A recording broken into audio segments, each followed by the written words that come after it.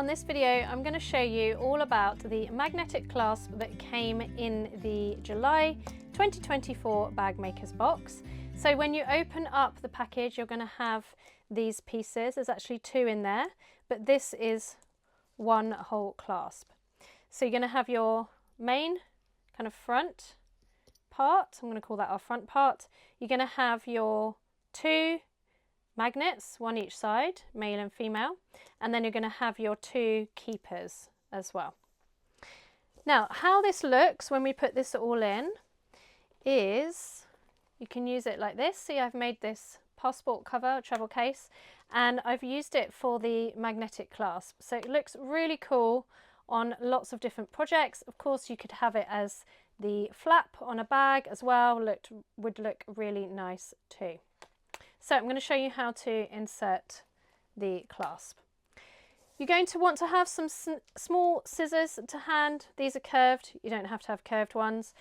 A small screwdriver. I've got a small piece of Decaville Heavy, and I've got this B7000 glue, but you don't have to use the glue. It's just a recommendation, but you definitely need a small screwdriver, scissors, and I would recommend a small piece of Decaville. And it would be helpful if you had a hole punch as well, but again, you don't have to have one. So the first thing you're going to want to do is to take apart this piece here.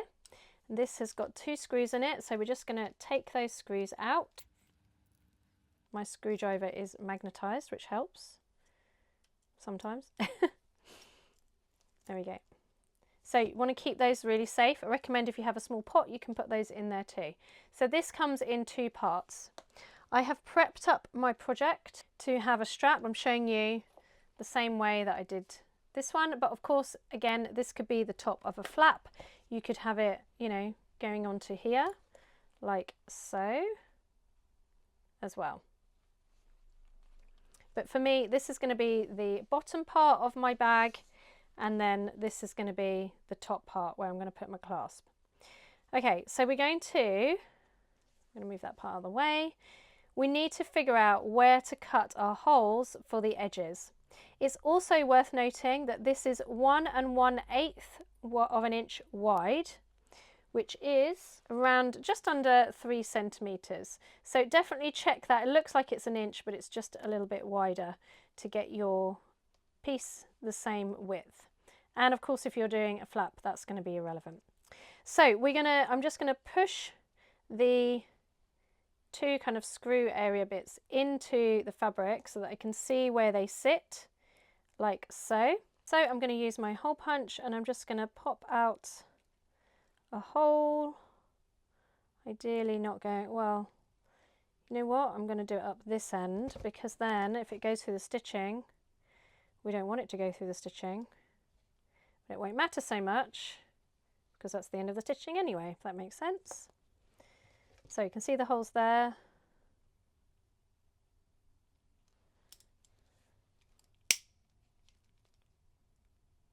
Try and go next to my stitches.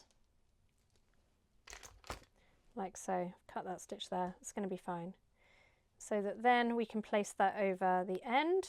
What you can do as well is you can put some glue on that silver base, like so, just to help the strap to attach to it.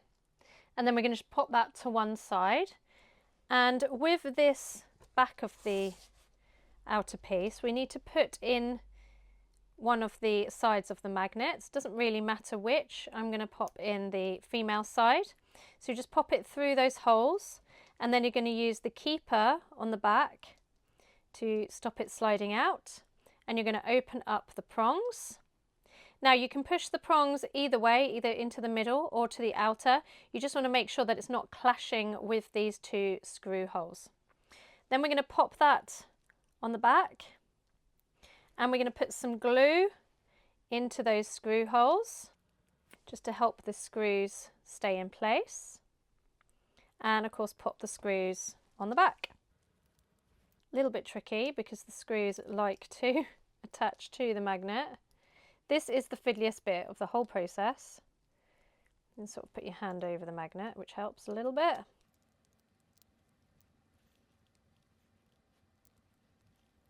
At this point you may decide that you want to cut down your strap so it's a bit thinner, or sometimes you can kind of shove it inside a bit. If you've got that glue in there, that will help keep that in there as well.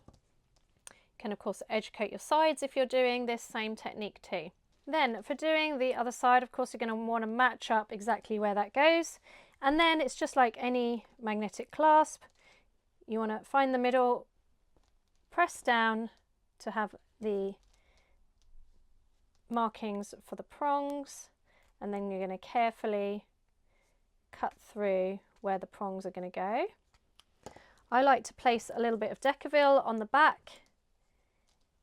If possible, you're going to fuse that in place first, but for this demo I'm just going to place it on the back.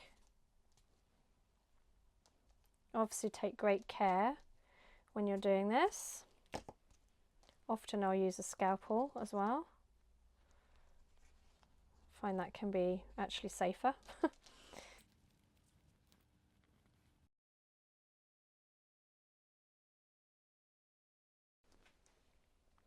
It's a nice idea to add a little piece of gaffer tape to the back as well. That helps keep it nice and strong too.